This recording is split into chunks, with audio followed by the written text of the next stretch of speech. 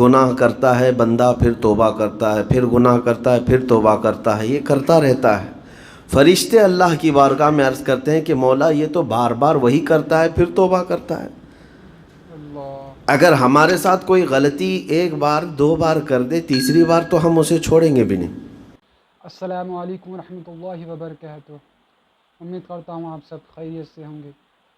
الحمدللہ ویڈیو شروع کرنے سے پہلے پیارے حبیب صلی اللہ علیہ وسلم پر ایک مرتبہ درود پاک ضرور پڑھیں۔ اللہم صلی علی سیدنا محمد وعلی آل سیدنا محمد وبارک وسلم۔ اور آپ سب کو جیسے پتہ ہے کہ رمضان کا مہینہ چل رہا ہے الحمدللہ، تو ہم سب روزے رہ رہے ہیں۔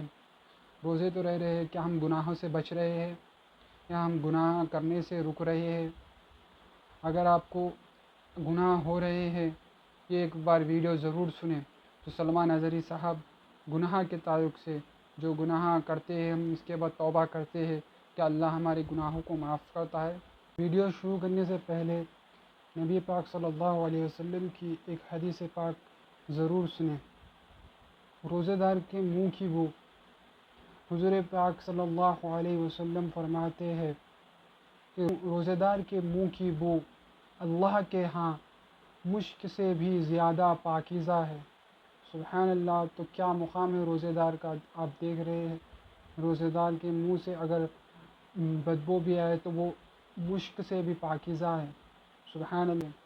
چلیے ویڈیو کو شروع کرتے ہیں۔ بسم اللہ الرحمن الرحیم۔ اللہ تعالیٰ نے انسان کو بنایا ہے اور انسان بھولتا بار بار ہے اور خطائیں بھی بار بار کرتا ہے۔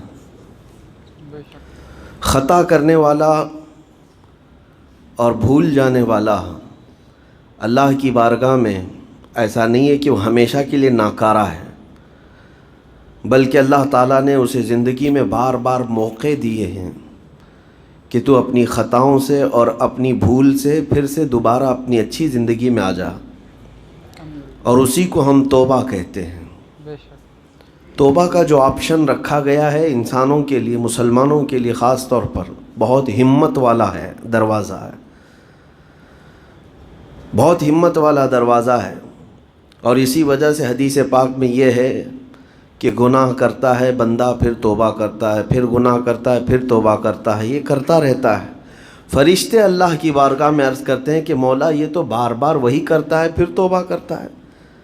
اللہ اگر ہمارے ساتھ کوئی غلطی ایک بار دو بار کر دے، تیسری بار تو ہم اسے چھوڑیں گے بھی نہیں۔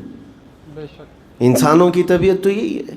بے شک لیکن بندہ جب بار بار ایک خطا کرتا ہے اور پھر توبہ کرتا ہے، پھر خطا پھر توبہ، تو فرشتے جب اللہ کی بارگاہ میں یہ عرض کرتے ہیں کہ یہ مولا یہ ہر بار یہی کرتا ہے، تو جانتے ہیں پروردگار عالم کیا فرماتا ہے؟ ارشاد فرماتا ہے، اے میرے فرشتوں، میرا بندہ مجھے رحمان سمجھتا ہے اس لیے بار بار توبہ کرتا ہے،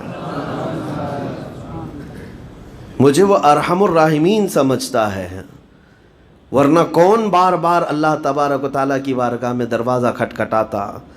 تو رب تبارک و تعالیٰ ارحم الراحمین ہے، یہ تصور ہر مسلمان کے ذہن میں ہے، اس کی وجہ سے وہ کبھی مایوس نہیں ہوتا۔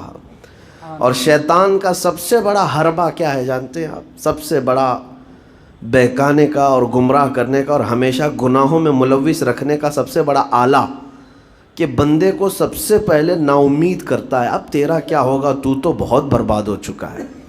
یہ جو خیال شیطان ڈالتا ہے دل میں، اس کے بعد پھر وہ بندہ جری ہو جاتا ہے، اب میرے توبہ سے بھی کچھ ہونے والا نہیں ہے، جو جس طرح زندگی چل رہی چلنے دو، ارے 50 سال ہو گئے اب تک میں یہی کرتا رہا، اب کیا سدھروں۔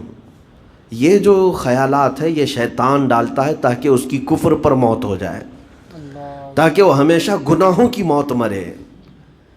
نا امیدی جو ڈالتا ہے شیطان، اب میرے ساتھ کچھ ہونا نہیں ہے۔ نہیں میرے عزیزو، رحمت عالم صلی اللہ تعالیٰ علیہ وسلم کی بارگاہ میں کیسے کیسے لوگ آئے اور ارحم الراحمین نے ان کی توبہ قبول کی۔ آپ کو ایک بات میں بتاؤں، سیدنا عمر ابن خطاب رضی اللہ تعالیٰ عنہ کا دور ہے۔ مثنوی شریف میں مولانا روم فرماتے ہیں، جنت البقیع آپ نے سنا ہوگا، قبرستان مدینے کا، مدینے کے قبرستان میں رات کے وقت ایک بوڑھا آدمی 80 سال کا، جو بانسری بجاتا تھا اور اسی سے پیسہ کماتا تھا، اس کی بانسری میں بڑی اچھی لے تھی، بڑی سر اچھی تھی، لوگ سنتے تھے اور پیسے دیتے تھے، لیکن بڑھاپے میں جب سانس پھولنے لگ جاتی ہے، ہانپنے لگ جاتا ہے، سانس نہیں ٹھہرتی، تو بانسری کیسے بجتی؟ اس کی لے ٹوٹ جاتی، لہجے بدل جاتے۔ بوڑھا آدمی، اب اس کی بانسری سننے کو کوئی آتا نہیں تھا اور پیسے ملتے نہیں تھے، تھک ہار کر کے وہ آیا۔ رات کا وقت تھا، جنت البقیع قبرستان میں، 80 سال کی عمر کا ہو گیا ہے۔ اس نے بانسری توڑ دی، کہا زندگی بھر جس چیز سے میں کماتا تھا، اب میری سانسوں نے جواب دے دیا، جسم پھولنے لگا ہے، سانس زیادہ آنے لگ گئی ہے، اب میرا کھانا پینا کیسا چلے گا؟ خیر ارحم الراحمین، ہوں تو تیرا ہی بندہ، میرے اہل و عیال نہیں، میرے رشتہ دار نہیں، مجھے اگر تو بھوکا مارنا ہے تو اسی قبرستان میں مار دے، یا اگر میری زندگی باقی ہے تو میرے رزق کا انتظام کر دے۔ وہ رو رہا تھا 80 سال کی عمر میں۔ جب بندہ لاچار و مجبور ہوتا ہے تو پروردگار کو ہی یاد کرتا ہے۔ جانتے ہیں عمر ابن خطاب رضی اللہ تعالیٰ عنہ امیر المومنین مسجد نبوی میں تھے اور ان کی آنکھ لگی تھی، خواب میں رسول پاک صلی اللہ تعالیٰ علیہ وسلم تشریف لائے، کہا عمر اللہ کا حکم ہے، جنت البقیع میں جاؤ، ایک بھوکا آدمی کھڑا ہے، اپنے گھر سے کھانا لے جاؤ اور اس کی ضرورت کا انتظام کرو۔ نیند کھلی تو آپ نے دیکھا اللہ کے حبیب صلی اللہ علیہ وسلم کی طرف سے حکم آیا، اور رب ذوالجلال کا حکم ہے، گھر سے عمدہ کھانا لیا، توشادان لے کر کے، کچھ مال و متاع بھی لے کر قبرستان میں گئے، ڈھونڈا کون ہے یہاں پر، تو دیکھا کہ ایک ہانپتا کانپتا ہوا 80 سال کا بوڑھا روتا ہوا نظر آیا۔ امیر المومنین اپنے ہاتھ میں توشادان لے کر اس کے قریب گئے، کہا تو بھوکا ہے؟ کہا ہاں بھوکا ہوں، بیٹھ چل میں تجھے کھلاتا ہوں۔ دسترخوان بچھا کر اسے اپنے ہاتھوں سے کھلایا اور اسے اپنی ضرورت کے مطابق جو ضروریات تھیں اس کی ضرورت کے مطابق وہ ساری چیزیں دی۔ وہ بوڑھا پوچھتا ہے آپ کون ہیں؟ حضرت عمر فاروق نے کہا میں عمر ابن خطاب ہوں۔ وہ ڈر گیا، حضرت عمر سے کون نہیں ڈرتا تھا کہ کہیں یہ کھلا پلا کر کے مجھے کوڑے نہ ماریں کہ زندگی بھر بانسری بجانے والا آج پکڑا گیا ہے، ہاں آج مجھے یہ سزا نہ دے دے۔ وہ کانپنے لگا، کہا کہ آپ یہاں کیسے؟ حضرت امیر المومنین کہتے ہیں میں خود نہیں آیا، مجھے اللہ کے رسول نے بھیجا، اور رب تبارک و تعالیٰ کا حکم آیا تھا کہ تو بھوکا ہے اور تو نے رزق مانگا ہے اور مجھے تیرے رزق دے کر کے بھیجا گیا ہے۔ وہ چیخ مار کر کے گر پڑا زمین پر اور رونے لگا، اپنے ہاتھ پھیلا کر کہا سچ فرمایا مولا، تو ارحم الراحمین ہے، 80 سال تجھ سے دور بھاگتا رہا، ایک بار کیا تجھے میں نے پکارا، تو نے وقت کے امیر المومنین کو کھانا دے کر بھیج دیا۔ اللہ رب العزت کی بارگاہ میں نا امیدی اور مایوسی جو شیطان لاتا ہے، اس سے بندے بھٹک جاتے ہیں، بہک جاتے ہیں، انہیں توبہ کی توفیق بھی نہیں ملتی۔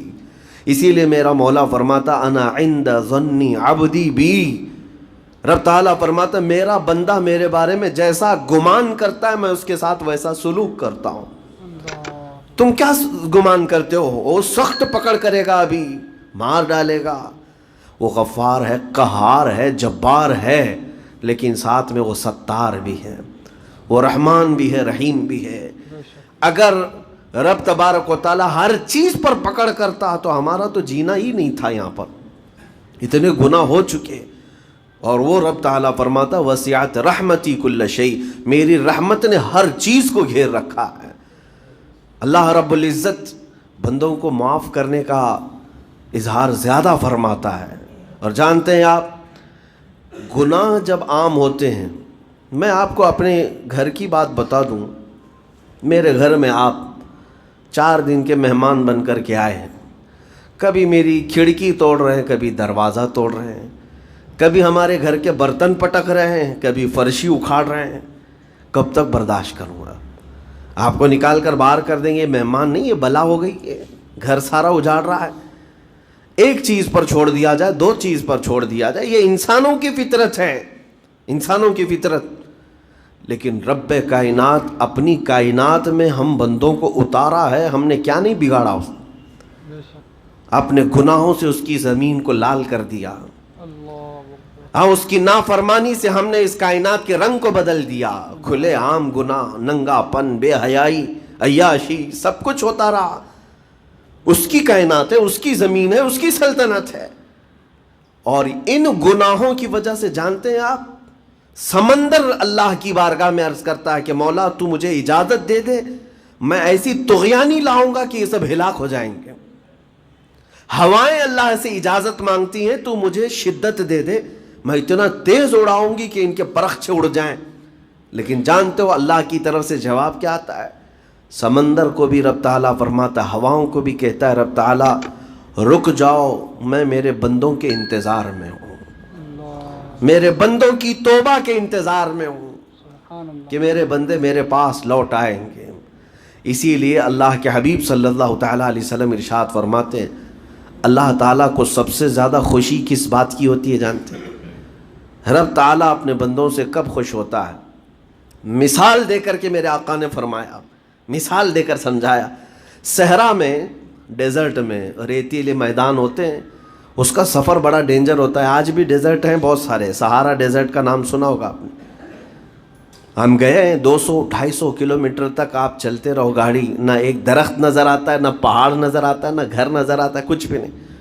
اس طرف میدان ریت کا اور آسمان لگا ہوا دکھتا ہے, ادھر بھی آسمان, تنہا ہم اکیلے نظر آتے رہتے ہیں. صحرا کا جو سفر ہوتا ہے بہت کٹھن ہوتا ہے. نبی پاک صلی اللہ تعالیٰ علیہ وسلم مثال دیتے ہوئے ارشاد فرماتے, ایک بندہ اپنی اونٹنی لے کر, اس پہ ساز و سامان لے کر کھانے پینے کا صحرا کے سفر پر تھا, اور صحرا میں کھانا پانی بہت مقدار میں لی جاتی ہے کیونکہ کچھ ملتا نہیں, اور جلد سے جلد وہاں سے سفر گزار کر کے آنا. ایک بار اگر راستہ بھٹک گیا موت ہو جاتی, وہاں پہ راستہ ملے گا نہیں. جس طرف بھی جاؤ تو لگے گا سیدھا ہی چل رہا ہوں, ڈائریکشن ہی نہیں پتہ ہوتے صحرا میں. حضور پاک صلی اللہ علیہ وسلم فرماتے ہیں, ایک بندہ صحرا کے سفر میں اپنی اونٹنی کے ساتھ ساز و سامان لے کر سفر پر تھا. بیچ راستے میں اسے نیند آئی, سویا, سو کر کے اٹھا تو دیکھا اس کی اونٹنی ساز و سامان کے ساتھ غائب ہے. صحرا میں, بیچ صحرا میں. اب جو سواری تھی وہ غائب ہے, کھانا پانی تھا وہ غائب ہے, کچھ نہیں ہے ساتھ میں. گھبرا گیا, پریشان ہوا, اپنی اونٹنی کو ڈھونڈتا ڈھونڈتا تھک گیا. کبھی ادھر کبھی ادھر, کبھی ادھر کبھی ادھر, ہر جگہ کہیں کوئی نشان نظر نہ آئے. اور جب سواری نہیں ہے تو اب کئی 100 کلومیٹر کا بغیر کھانے پینے کے کیسے سفر کرتا. تھک ہار کر کے دوسرا دن ہو کہ تیسرا دن ہو, ایک جگہ وہ بندہ سو گیا, پھر سے سو گیا, اب راستہ بھی نہیں ملتا. سویا تو نیند سے اٹھا جب تو دیکھا اس کی اونٹنی بھی موجود ہے, اس کا ساز و سامان بھی ہے. یہ مثال ہے, یہ مثال ہے. میرے آقا صلی اللہ علیہ وسلم صحابہ سے اب پوچھتے ہیں, اے میرے صحابہ بتاؤ اس بندے کو جو صحرا میں گمشدہ اونٹنی جس کی مل جائے اسے خوشی کتنی ہوگی؟ صحابہ کہتے ہیں یا رسول اللہ اس کی تو جان میں جان آ گئی ہوگی, کیونکہ وہ جانتے تھے صحرا کا سفر کیا ہوتا ہے. کہا سب سے زیادہ اسے خوشی ہوگی کہ اس کا کھویا ہوا سامان مل گیا, کھوئی ہوئی سواری مل گئی. میرے آقا صلی اللہ علیہ وسلم فرماتے ہیں گمشدہ اونٹنی کے ملنے پر جیسے اس مسافر کو خوشی ہوئی, اس سے کئی زیادہ بڑھ کر کے رب تعالیٰ کو اس وقت خوشی ہوتی ہے جب ایک گنہگار بندہ واپس توبہ کر کے اس کی بارگاہ میں آتا ہے. رب تعالیٰ کی بارگاہ میں جب بندہ پلٹ کر کے آتا ہے, رب تعالیٰ فرشتوں پر اس بندے کو دکھا کر رشک کرتا ہے, ارشاد فرماتا ہے میرا بندہ میرے پاس آ گیا, میرا بندہ میرے پاس آ گیا ہے. اللہ سبحان اللہ. تو آپ نے سنانا کہ اللہ کو کتنی خوشی ہوتی ہے جب ایک گنہگار بندہ جو اللہ کے سامنے بار بار توبہ کرتا ہے. تو اللہ کے سامنے توبہ کریے, جتنے بھی گناہ ہو رہے ہیں سچے دل سے توبہ کریے, پھر اس گناہ کے پاس دوبارہ مت جائیے, کیونکہ گناہ تو ہمارے سے نادانی میں ہو گئے ہیں تو اللہ معاف کرے گا, ہونا بول کر کریں گے تو اللہ کیسے معاف کریں گے, آپ لوگ بتائیے. شیطان کا پہلا ہتھیار یہی ہے کہ ہمیں مایوس کرے کہ اللہ کے سامنے کیسا جائے، ہم گناہ پہ گناہ کر رہے ہیں، پھر اللہ کے پاس جا کے پھر توبہ کر رہے ہیں، پھر گناہ کر رہے ہیں۔ ہم مایوس نہیں ہونا چاہیے، ہم اللہ کے بندے ہیں، بے شک اللہ پر یقین رکھنے والے ہیں، ایمان لانے والے ہیں، تو اگر گناہ ہو رہے ہیں تو ہم سے اللہ کے سامنے بار بار جا کر توبہ ضرور کرے۔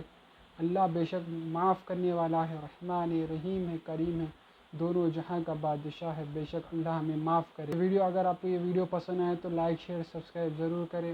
ڈسکرپشن میں ایک میرے فرینڈ کا چینل ہے، اسے بھی جا کر لائک شیئر سبسکرائب ضرور کریں۔ ملتے ہیں اگلے ویڈیو میں۔ السلام علیکم ورحمۃ اللہ وبرکاتہ۔